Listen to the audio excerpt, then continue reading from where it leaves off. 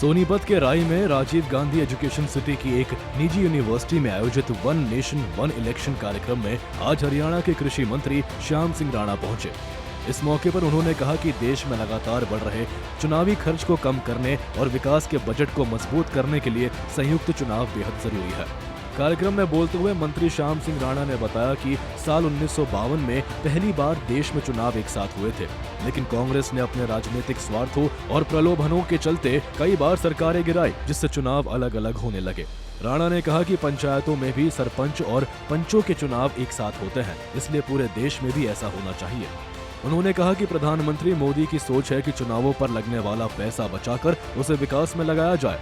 राणा ने दावा किया कि देश का एक बड़ा हिस्सा चुनावी प्रक्रिया में खर्च हो जाता है, जिसे वन नेशन वन इलेक्शन लागू कर कम किया जा सकता है।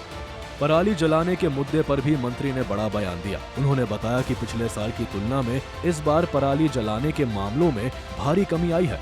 किसान अब खेतों में ही पराली मिलाकर मिट्टी की उर्वरक क्षमता बढ़ा रहे हैं और कई किसान पराली पैक कर बेच भी रहे हैं, जिससे उनकी आय में बढ़ोतरी हो रही है।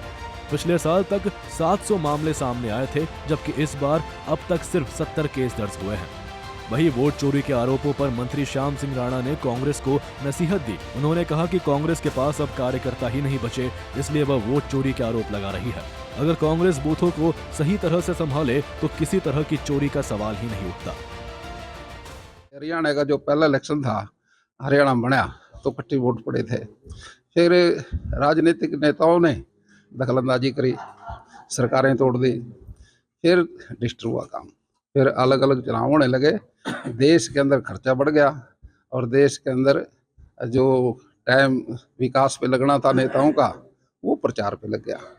तो इसलिए दोबारा से हमारे देश के प्रधानमंत्री जी ने एक एजेंडा लोकसभा में प्रस्ताव लेके आए, भाई देश का पैसा बचना चाहिए, वन नेशन वन इलेक्शन। उस पे प्रक्रिया जारी है, चर्चा है।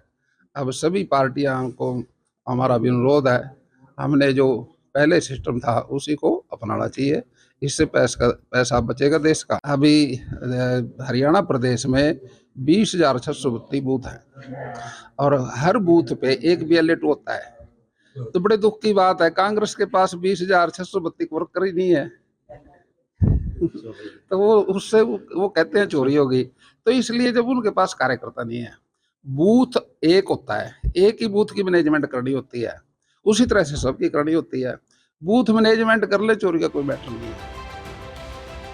वन नेशन वन इलेक्शन पर देश भर में लगातार चर्चा चल रही है और हरियाणा से भी इस पर सियासी बयानबाजी तेज हो गई है। कृषि मंत्री श्याम सिंह राणा के इस बयान से राजनीतिक माहौल और गरमाने की उम्मीद है। ब्यूरो रिपोर्ट, सूर्य समाचार।